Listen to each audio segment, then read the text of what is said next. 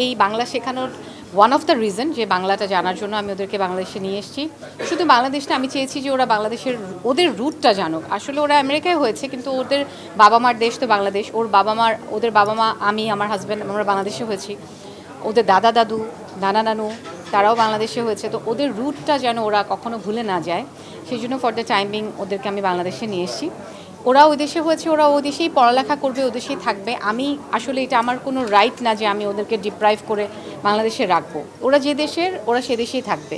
কিন্তু কিছুটা সময় যদি আমি ওদেরকে এখানে একটু বাংলাটা শেখাই, বাংলাদেশের কালচারটা শেখাই এবং রুটটা শেখাই, আমি মনে করি যে এটা ওদের সারা জীবন থেকে যাবে। এবং কখনো যদি ওদের জীবনে এমন সুযোগ আসে, ওরা ওদের দাদা দাদু, নানা নানুর দেশে এসে বাংলাদেশের মানুষের জন্য কিছু করার চেষ্টা করবে। শুধু এইটুকু ভেবে ওদেরকে আমি কিছু সময়ের জন্য বাংলাদেশে নিয়ে এসেছি। আমাকে কম পাওয়া হয় কারণ হচ্ছে যে মানুষ আমাকে নিয়ে একটু কনফিউজড থাকে। কনফিউশনটা হচ্ছে এরকম যে রিচি আপু তো দেশে নাই, রিচি আপু তো আমেরিকায়। রিচি আপু কি দেশে? রিচি আপুর পর্যন্ত কাজই পৌঁছায় না, তার আগেই বলে রিচি আপু দেশে নাই। তো এখন এই কনফিউশনের কারণেই আসলে আমার একটু কাজ কম করা হয়। গত 5 বছর ধরেই আমি বাংলাদেশে। আমেরিকায় আমার যেতে হয়, যেটা আমার সেকেন্ড হোম। আমার ফ্যামিলি থাকে ওখানে, আমার যাওয়া আসার মধ্যেই থাকতে হয়। বাট বেশিরভাগ সময় গত 5 বছর কিন্তু আমি বাংলাদেশেই থাকছি, এবং সেই সাথে আমার বাচ্চাদেরকে আমি এখানে স্কুলিং করাচ্ছি ফর দ্য টাইমিং।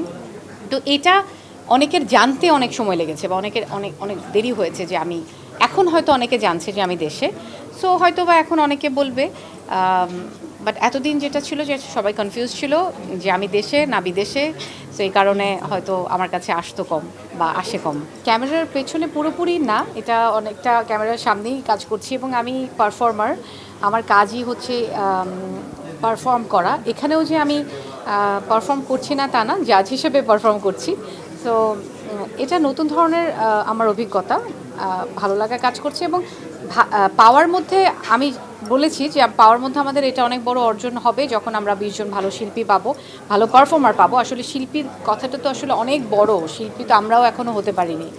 তো পারফর্মার যে পাবো, এই পারফর্মারগুলো যে আমরা ইন্ডাস্ট্রিতে অনেক ধরনের কাজে তাদেরকে যুক্ত করতে পারবো, সেটা কিন্তু অনেক বড় একটা ব্যাপার। আমি আমার ক্যারিয়ারের শুরু থেকে যখনই আমার কাজের ওখানে আরও ক্যারেক্টার্স থাকে, আমি সবসময় এর কথা ওর কথা আমি সবসময় বলি, কারণ আমার কাছে মনে হয় কি যে সবাই কাজ করুক। রিজিক তো আমরা রিজিকের মালিক তো আল্লাহ, আমরা রিজিক যে যারটা উপর থেকে নিয়ে আসি।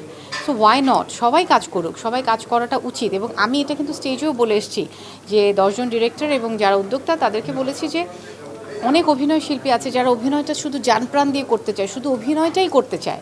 তারা কিন্তু হারিয়ে গেছে, তাদেরকে আমরা খুঁজে পাচ্ছি না, তাদেরকে আমরা বলছি না, তারা অভিনয় করছেন না এখন আর। সো আমি এই অনুরোধটা করেছি, আমি আপনাদেরকেও করছি যে তাদেরকে যদি আবার কাজে লাগানো যায়। এই যে পার্শ্ব চরিত্রগুলোতে, এই ছবিতে তো শুধু 2টো ক্যারেক্টার তো অবশ্যই মেইন থাকবে, সেই সাথে তো আরও অন্যান্য চরিত্র থাকবে। তো যারা অনেক অভিনয়ের জন্য ডেডিকেটেড, তাদেরকে যদি আবার এই কাজে ব্যাক করানো যায়, ব্যাক করানো বলবো না আমি, তাদেরকে যদি আবার কাজ করার সুযোগ দেওয়া হয় বা কাজ করানো যায়। কারণ একজন শিল্পী আসলে সবসময় শিল্পী, সে আমরা বলি না যে আবার ব্যাক করেছেন, কাম ব্যাক করেছেন। শিল্পীর কখনো কাম ব্যাক হয় না, শিল্পী সারা জীবনই শিল্পী, পারফর্মার সে সারা জীবন। আমি যখন একবার সাঁতার শিখবো, আপনারা সাঁতার শিখবেন, সাঁতার কিন্তু কখনো ভুলবেন না। যে একবার গাড়ি চালানো শিখে সে কখনো গাড়ি চালানো, যে অভিনয় শেখে বা অভিনয় জানে সে কখনো অভিনয় ভুলে না। তো তার কাম ব্যাক করার কিছু নাই। কিন্তু তাদেরকে যেন আবারও কাজ, তারা যারা অভিনয় করার জন্য অনেক ডেডিকেটেড হয়ে আছে, জানপ্রাণ দিয়ে অভিনয় করেছে সারা জীবন, তারা যেন আবার অভিনয় করে, আমার এটাই চাওয়া।